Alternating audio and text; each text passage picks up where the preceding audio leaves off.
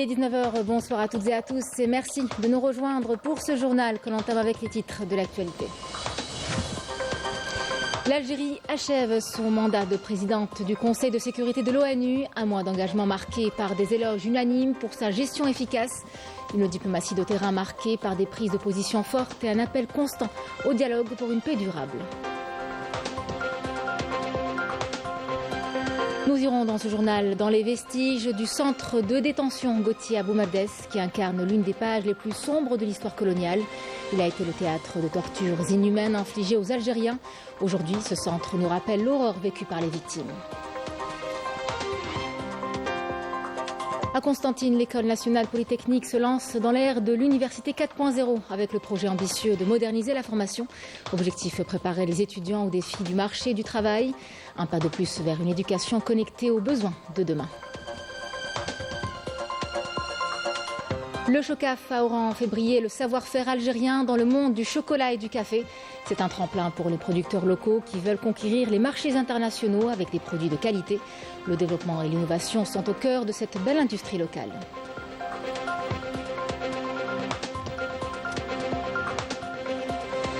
Et puis nous terminerons avec une ode à l'amour portée par une soprano hier soir à l'Opéra d'Alger. Emel Brahim Djelloul a fait résonner des airs classiques à travers un récital lyrique, un moment qui a marqué les esprits. Mesdames, Messieurs, bienvenue à vous.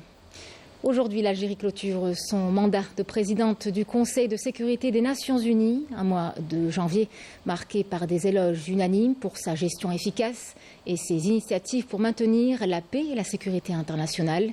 Lors de la dernière séance publique, le représentant permanent de l'Algérie auprès des Nations Unies, Ammar Benjama, n'a pas manqué de souligner la reconnaissance du pays pour le soutien précieux dont elle a bénéficié tout au long de ce mandat riche en activités. Écoutons-le. كنا قد أملنا أن يفتتح العام بشكل هادئ.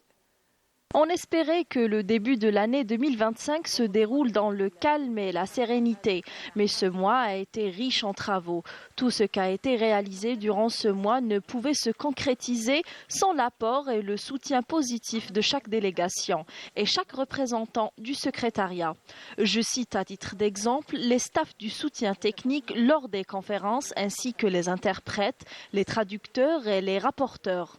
En terminant notre mandat à la présidence du Conseil de sécurité, je souhaite la réussite à la délégation de la Chine à laquelle je souhaite beaucoup de patience. Notre souhait est que l'entame du nouvel an lunaire soit fructueuse pour la paix et la sécurité dans le monde.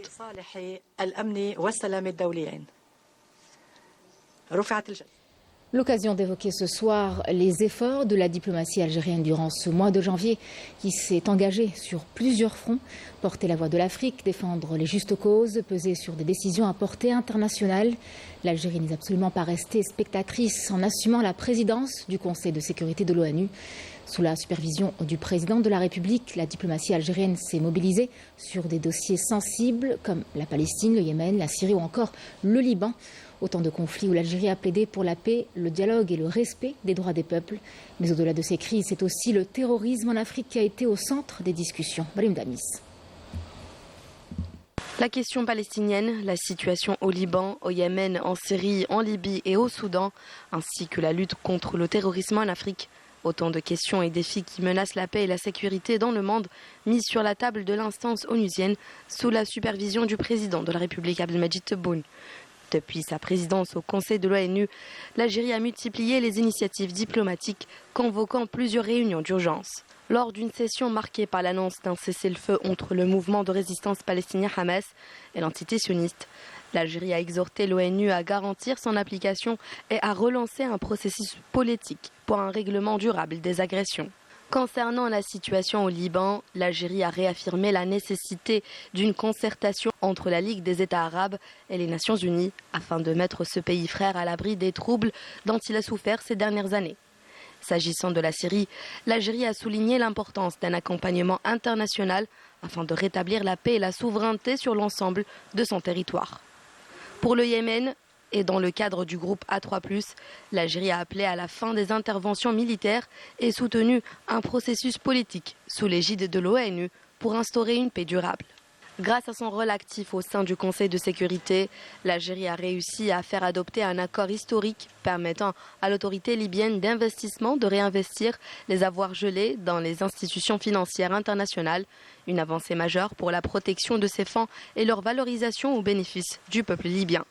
Ce succès confirme l'engagement des causes justes et son influence sur la scène internationale.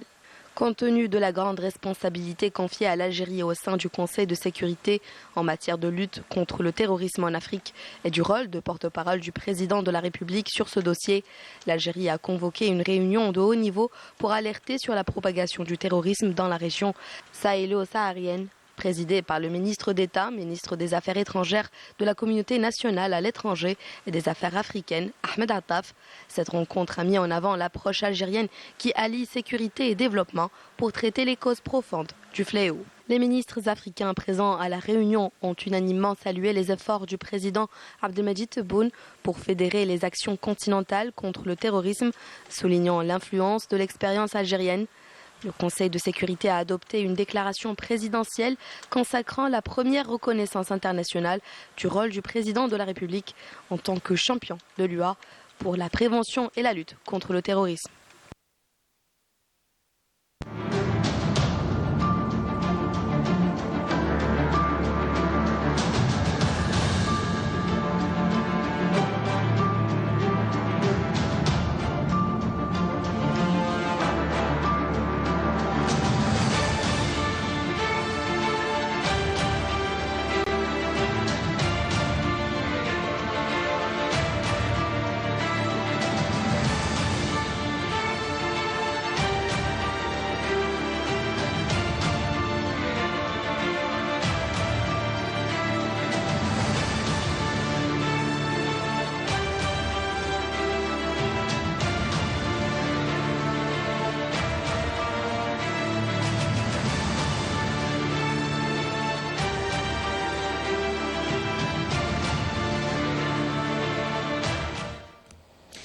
Des cris étouffés, des âmes brisées, des esprits marqués à jamais. Le centre de torture Gauthier à Boumerdès incarne l'horreur de la répression coloniale française. Dans ce camp de détention, les Algériens ont subi l'inimaginable. Électrocution, sévices et interrogatoires sans fin. Des décennies plus tard, ces vestiges nous rappellent une vérité que l'histoire ne peut taire. Une France coloniale qui a bâti son règne sur la souffrance et la terreur. Retour ce soir sur des faits que le temps ne saurait effacer. Majda Diahmoud. Les murs du camp de torture Gauthier portent encore les cicatrices les plus sinistres de la répression coloniale dans la région de Boumerdès. Entre ces murs étroits, l'odeur de la mort plane toujours, témoignant de la souffrance de ceux qui osaient rêver de liberté. Avide de sang, le colonisateur français s'est déchaîné contre un peuple qui refusait de baisser les bras. Aujourd'hui encore, les vestiges de ce bâtiment sont témoins des atrocités commises contre ceux qui ont pris les armes pour chasser la France coloniale. C'est dans cette cave qu'ils nous ont enfermés. J'y suis resté 25 jours avec le supplice de la goutte d'eau et le sol trempé. Ce camp de torture remonte à l'année 1956. Autrefois, une ferme viticole produisant du raisin et du vin à Thniyat el-Had. Elle est expropriée en vertu de la loi du 14 octobre 1844 avant de devenir, en 1872, propriété d'un colon français du nom de Gauthier.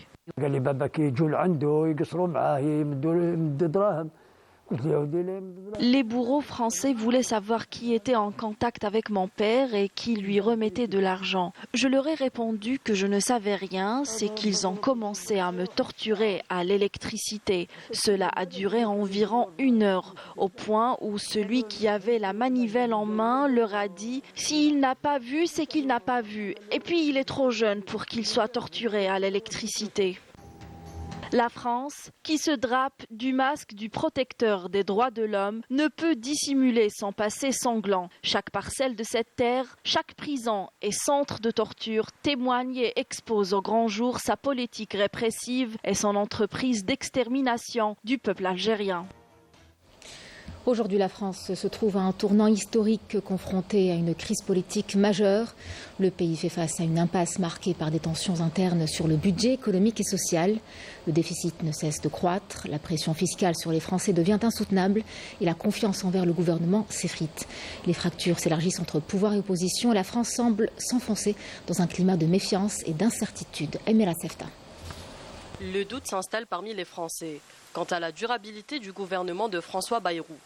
Alors que le pays traverse une crise majeure, il semble difficile de croire en la promesse du Premier ministre français de réduire progressivement le déficit pour arriver à 3% en 2029. Les socialistes, qui ont déjà boycotté les discussions parlementaires sur le texte, estiment que ce budget est mort-né avant même d'être soumis au vote. Ils considèrent même que c'est une faute politique du Premier ministre sur la question de l'immigration. Monsieur le Premier ministre, mesdames et messieurs les ministres, voulez-vous dépendre aussi du Rassemblement national ? Parce que nous ne voulons pas que notre pays vive sous tutelle de l'extrême droite. Je veux vous interroger, Monsieur le Ministre, sur la reconstruction de Mayotte et la faiblesse des budgets qui sont annoncés pour elle. Où sont les milliards nécessaires pour Mayotte ? Les quartiers populaires se préparent à subir une véritable hémorragie sociale avec la suppression annoncée des 5000 postes d'adultes relais. Les erreurs répétées ne sont plus anodines, mais révèlent plutôt une stratégie délibérée visant à précipiter l'effondrement du gouvernement ou même prolonger inutilement l'agonie. La bulle de la dette ne manquera pas d'exploser. La France, on va la réformer, c'est sûr, soit dans la douceur, soit dans la douleur. J'ai compris, ça va se faire dans la douleur. Ça veut dire qu'il va falloir toucher le fond de la piscine et peut-être là, ça redémarrera en espérant qu'on ne va pas creuser une fois qu'on aura touché le fond, tu vois. La commission mixte paritaire chargée de rédiger la version finale du projet de loi de finances a douché les derniers espoirs. Son message aux écologistes, aux insoumis, aux socialistes et à l'ensemble de la gauche est clair. Il n'y a pas d'autre issue que le dépôt d'une motion de censure. La problématique, c'est que le budget qui sort du Sénat est beaucoup plus austéritaire encore que ne l'était le budget Barnier. C'est évidemment une purge austéritaire absolument terrible qui frappe de plein fouet beaucoup de ministères. Évidemment, des moyens opérationnels de l'État et de ses opérateurs qui vont être considérablement affaiblis. Est-ce que la politique qu'il s'apprête à mettre en place apporte des réponses aux problématiques concrètes que rencontrent les gens ? Le reste, si vous voulez, c'est de la comédie politicienne. Les médias français maintiennent le même discours.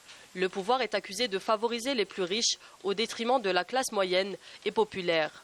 De leur côté, les grandes entreprises ne cachent plus leurs inquiétudes face à la menace de faillite qui les guette. Justement, ce qu'on dit depuis le début, c'est que ce n'est pas un problème de coupe dans les dépenses des services publics, c'est un problème de recettes. Il faut aller chercher l'argent là où il est, c'est-à-dire dans les poches dans le pays qui est le plus imposé au monde. Grandes fortunes. Non, mais pas justement. Les grandes fortunes ne sont pas imposées à la hauteur des classes moyennes. C'est bien un des gros problèmes de la France. Et ensuite, donner du pouvoir d'achat aux gens. Vous avez l'inflation cumulée qui est arrivée de partout et qui s'est retraduite dans les salaires. Maintenant, si je prends le coût de la fiscalité, c'est toujours un sujet qui est délicat. La part des impôts de production dans le PIB en France, c'est 4,5. La moyenne en Europe, c'est 2,2, alors qu'en Allemagne, on subventionne la production. Bien sûr qu'on peut augmenter les taxes sur les industries en France, bien sûr. Mais en fait, il ne faut pas s'étonner si après, les industries vont aller ailleurs. Même si le gouvernement de François Bayrou parvient à la survie à un vote de défiance, il n'en demeure pas moins qu'il est pris en étau entre une population qui subit la hausse des impôts, la baisse du pouvoir d'achat et la croissance du chômage, et une économie qui agonise face à la concurrence des produits étrangers et du tarissement des matières premières et des capitaux en provenance de l'Afrique.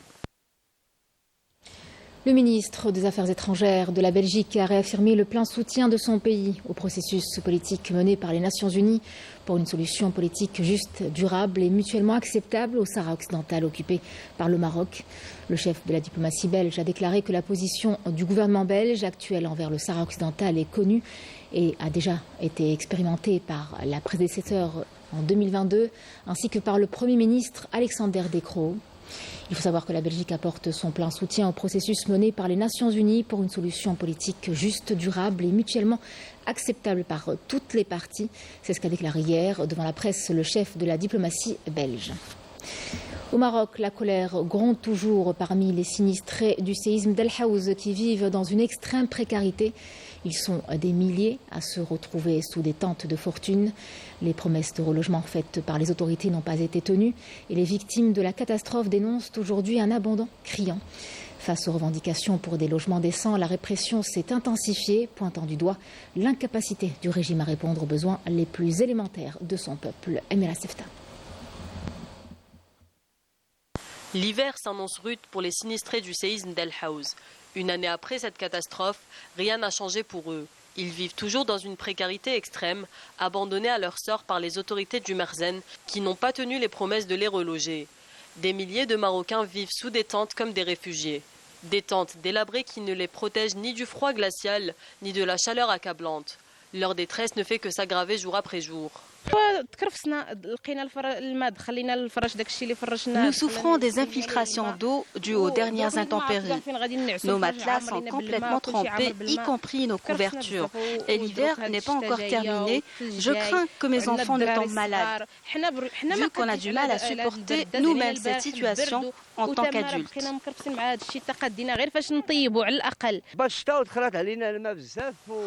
Les intempéries ont provoqué des inondations monstres. La nuit tombée, on s'est retrouvés sous la pluie par ce froid.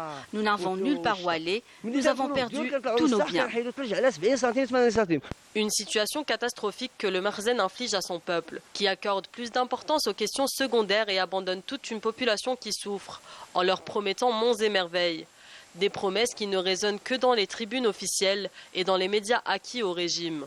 Furieux, les sinistrés du séisme d'El Haouz ont revendiqué pacifiquement leur droit fondamental à un logement décent. Garants de leur dignité, ils se sont heurtés à une répression implacable. Le Merzen a choisi de les faire taire en multipliant les arrestations. Ce n'est pas une surprise de la part du régime qui semble avoir perdu toute capacité à gérer les affaires internes du pays et à répondre aux besoins de son peuple. Incapable d'apporter des solutions concrètes, il se retrouve dans le déni face à son échec cuisant. Le ministre de la Jeunesse chargé du Conseil supérieur de la jeunesse, Mustapha Hidaoui, a salué aujourd'hui à Alger le rôle constant des scouts musulmans algériens dans la consolidation des valeurs nationales et la préservation du message des Chouhada. C'était à l'ouverture de la 38e session ordinaire du Conseil national des SMA. À cette occasion, Mustapha Hidaoui a rappelé l'intérêt particulier accordé par le président de la République, Abdelmadjid Tebboune, à la jeunesse, en faisant une partie intégrante du changement positif que connaît l'Algérie dans tous les secteurs et à travers tout le pays, ajoutant que cette démarche s'était traduite par plusieurs décisions tangibles en faveur des jeunes. Une nouvelle ère pour la formation universitaire. L'École nationale polytechnique Malek Benabi de Constantine fait partie des 24 établissements retenus pour piloter le projet Université 4.0. Un programme ambitieux qui va justement moderniser l'enseignement supérieur et préparer les étudiants aux exigences du marché du travail. L'école a en fait mis en place une sorte de filiale. Il s'agit d'attirer des financements et de renforcer ses liens avec les acteurs industriels, qu'ils soient publics ou privés. Le reportage est signé Esmaïl Belkhadia. L'École nationale polytechnique de Constantine a été choisie comme établissement pilote dans le projet futuriste Université 4.0 initié par le ministère de l'Enseignement supérieur et de la Recherche scientifique. La plateforme technologique avec son matériel sophistiqué n'est pas étrangère à ce choix.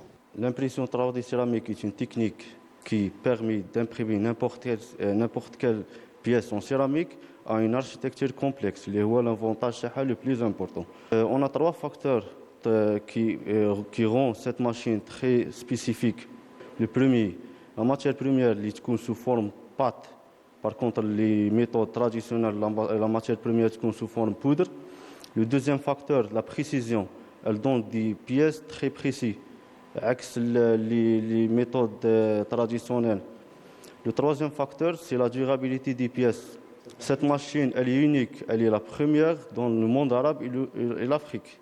Le microscope électronique à transmission, c'est un instrument de pointe utilisé pour observer les images, les structures à l'échelle nanométrique. Il utilise un faisceau d'électrons qui traverse l'échantillon très mince. Cette technique est essentielle dans divers domaines, notamment la science des matériaux, la physique, la biologie et la métallurgie. On a plusieurs machines d'usinage, un tour numérique, une fraiseuse au centre d'usinage à 5 axes, et une découpage d'eau, machine de fatigue. Équipée d'une option ultrason, donc elle peut usiner de l'acier comme l'aluminium. En plus de ça, elle peut usiner du verre, de la céramique avec l'option ultrasonique. C'est une machine vraiment très spécifique parce qu'elle fait l'usinage des matériaux ductiles. On peut usiner du verre, de la céramique.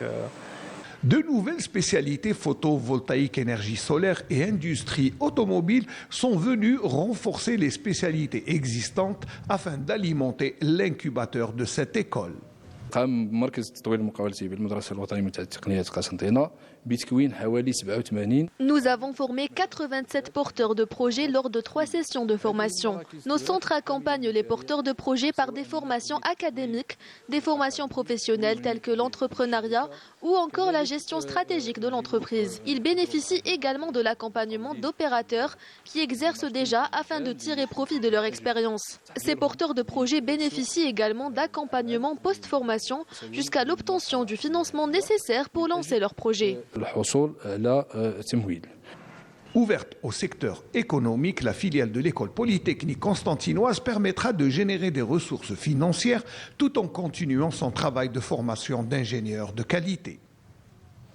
C'est à l'ouest du pays que nous vous emmenons à présent, à Oran, où se déroule le Salon international du chocolat et du café, le Chocaf, qui met en avant la créativité des producteurs algériens. Il s'agit de faire rayonner le savoir-faire local à l'international. Et pour y arriver, il faut répondre à certaines normes et offrir des produits d'une qualité irréprochable. De nombreuses marques algériennes déjà présentes sur les marchés étrangers témoignent d'ailleurs de cette volonté d'aller toujours plus loin. Couverture, Yasmine Amel. Dédié aux visiteurs et investisseurs afin de découvrir les dernières technologies et innovations dans les domaines du chocolat et du café. Le Chocaf gagne en notoriété et se confirme comme un rendez-vous incontournable pour ces nombreux exposants qui, grâce à leurs innovations et à la valorisation des matières premières locales, aspirent à conquérir les marchés internationaux. La projection de cette édition, c'est de promouvoir le produit algérien et montrer que l'Algérie, elle s'est développée dans la production, dans le développement de la technologie aussi. Cet effort-là que les producteurs ont fait a permis aux étrangers de venir pour exporter le produit algérien vers plusieurs pays. Pour le moment, alhamdoulilah, on essaie de satisfaire le marché algérien avec une capacité de production qui est assez conséquente. Éventuellement, on a des perspectives aussi, on a des demandes à l'international pour honorer notre produit, c'est-à-dire notre disponibilité au niveau de certains pays. Aujourd'hui, on est en train de s'informer sur comment aller dans chaque pays. Les pays cibles actuellement, ce sont nos frères arabo-musulmans qui se trouvent au Meshrak, par exemple. On est en train de faire toutes les démarches qu'il faut pour rendre le produit aux normes internationales. Plusieurs entreprises ont présenté des produits destinés à l'exportation, témoignant d'un savoir-faire qui allie tradition et modernité. Certaines se démarquent par des produits originaux et des concepts innovants. Si certains exposants ont réussi à placer leurs produits sur le marché international, d'autres ont profité de cet événement pour établir de nouveaux contacts, ouvrant ainsi la voie à de nouvelles opportunités. Actuellement, on est en train de découvrir et on est vraiment impressionné par rapport aux qualités du chocolat et production locale. Je parle vraiment sur une production locale et aussi le matériel de chocolat. Vraiment, je suis très fier, je suis très content. Nous avons déjà le VGK, substitut de chocolat. Nous avons le vrai chocolat avec base, enfin, c'est du beurre de cacao et la masse de cacao. Et c'est carrément du 72%. Nous sommes pratiquement les seuls à le proposer et à le faire en Algérie. Nous faisons aussi de l'export, principalement sur les pays du Moyen-Orient. Donc nous sommes sur la Jordanie, le Yémen, Sultanat Oman, l'Arabie Saoudite. Concernant l'Afrique, nous sommes présents aussi sur la Libye, la Mauritanie, Sénégal, prochainement sur la Tunisie. Il y a d'autres pays aussi. On a travaillé sur l'export en Europe, en Afrique. Et pour travailler sur ça, c'était pas assez facile. C'était un peu dur, mais c'était faisable. C'était faisable par rapport à la qualité du produit qu'il faut qu'il répond aux normes. Tout en mettant en avant le savoir-faire algérien, ce salon a donné aux entreprises locales l'opportunité d'explorer de nouveaux marchés, promettant un avenir meilleur pour le secteur. Hommage à Mohamed de Kouassi, un grand homme et quel homme. Il était à la fois photographe et combattant de l'ALN. Il aura marqué l'histoire de l'Algérie à travers son objectif et son engagement. Durant la guerre de libération, il était le seul photographe du journal El Moudjahid à capturer ces moments cruciaux de notre lutte pour l'indépendance. Mais Kouassi ne s'est pas contenté de cet héritage. Il est aussi l'un des pionniers de la photographie en Algérie. Un exceptionnel parcours que l'on redécouvre ou découvre à travers une exposition dédiée à ses œuvres actuellement au Bastion 23. Couverture, Fariel Chir. Mohamed Kouassi, le Moudjahid, le pionnier de la photographie, a marqué l'histoire de l'Algérie en mettant son talent au service de la révolution. À travers son objectif, il a capturé des instants cruciaux de la lutte pour l'indépendance, révélant le courage des Moudjahidines et la résilience du peuple algérien. C'est toujours délicat. Il faut se rendre compte que nous sommes 60 ans après l'indépendance et que ce que vous voyez sur les murs de cette exposition s'est passé il y a plus d'un demi-siècle. Comment rentrer dans la peau et comment rentrer dans les sentiments, la fierté ou la douleur des gens de cette époque. Nous sommes à 2 ou 3 générations. Donc c'est ça le rôle d'une exposition. Et nous avons la chance d'avoir un photographe hors pair, c'est-à-dire qui a pu photographier des choses sans qu'ils se fassent remarquer. Donc les gens étaient comme s'ils étaient chez eux et comme s'ils étaient dans leur habitude. Et donc vous voyez des photos d'un naturel incroyable. Et alors les gens peuvent aujourd'hui voir quel est le niveau de perception qu'avaient les Algériens. À travers cette exposition, au musée Bastion 23, un vibrant hommage est rendu à cet homme qui a su immortaliser les moments forts de la révolution algérienne. Des photos exposées mettent en lumière les figures emblématiques de cette période. En présence de sa famille, notamment de son épouse, l'événement a attiré un large public, composé d'historiens, de passionnés, de photographes, venus découvrir ses chefs-d'œuvre. Kouassi représente une époque extraordinaire pour tous les Algériens dans les années juste après l'indépendance, avant l'indépendance et juste après l'indépendance. On a vécu une période de vie comme c'est très très difficile d'imaginer. Alger, c'était la capitale de l'humanisme, de la révolution. La jeunesse, elle était impliquée pour le développement de l'Algérie. Et Kouassi a honoré par la photo cette période extraordinaire de la guerre juste après l'indépendance. Il était photographe durant la guerre de libération, donc durant la Révolution. Il a laissé un héritage très important. Et nous, en tant que je suis son neveu, donc on a le devoir de mémoire, le devoir de montrer son héritage à la jeunesse algérienne. Cet événement a célébré non seulement le talent du photographe, mais aussi l'héritage qu'il a laissé aux générations futures, rappelant l'importance de l'art comme témoin et acteur de l'histoire.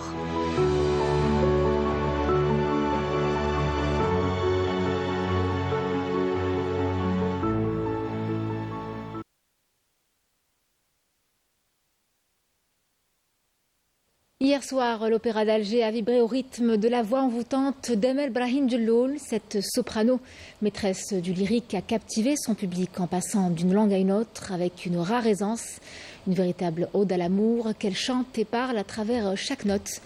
Son interprétation a même fait résonner des airs familiers bien de chez nous. Couverture, Lamia Boudbouda.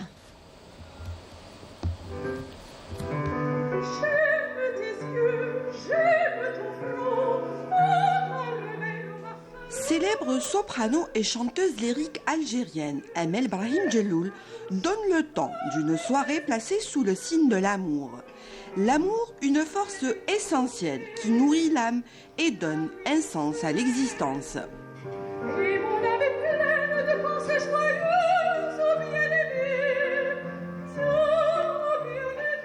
C'était un moment que j'attendais depuis tant de temps. Et c'est pour ça que j'ai choisi la thématique de l'amour, parce que je trouvais que c'était une thématique dans laquelle on pouvait y mettre beaucoup de choses, beaucoup d'œuvres différentes. L'amour, c'est un sujet qui a inspiré tant de monde, tant de poètes, tant de musiciens, de compositeurs. Donc je m'étais dit qu'il s'exprimait aussi dans les langues, de toutes les langues du monde.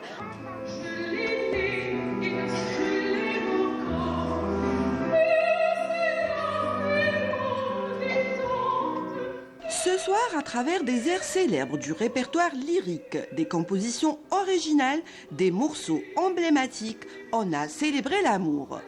On citera notamment Chanson d'amour de Gabriel Fauré, Nuit d'Espagne de Massenet, Air de Cléopâtre de Handel, El Leila d'Ahmed El Alami. L'artiste a su naviguer sur plusieurs registres musicaux et linguistiques.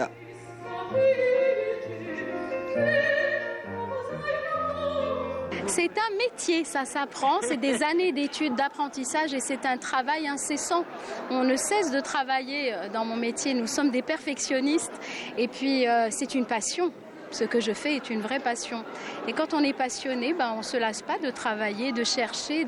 Et puis ça fait partie de notre métier de passer d'une langue à l'autre. C'est inhérent au métier de chanteur lyrique. Son partenaire sur scène n'est autre que le grec Karolos Zouganelis, qui a su sculpter les nuances des morceaux pour soutenir et magnifier la voix de l'interprète.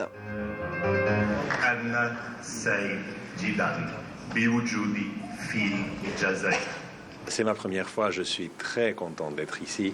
C'est la première fois que je visite Alger, c'est la première fois que je joue à l'opéra. Il faut une grande sensibilité et une ouverture vers l'autre pour pouvoir suivre ce qui se passe sur scène, pour pouvoir se connecter avec une personne et partager avec elle la musique à deux.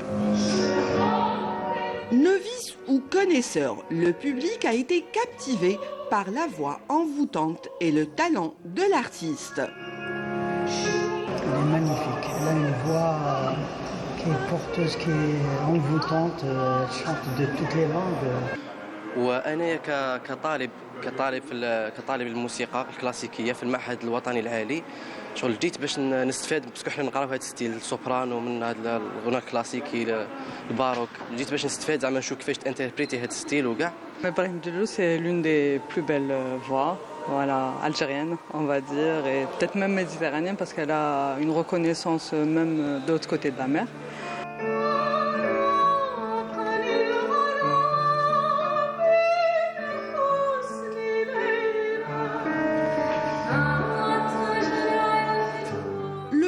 Le plus émouvant de la soirée a été sans conteste l'interprétation magistrale d'Ayal Khirinou du célèbre artiste Idir, une ode poignante à l'amour parental. Je vous laisse apprécier.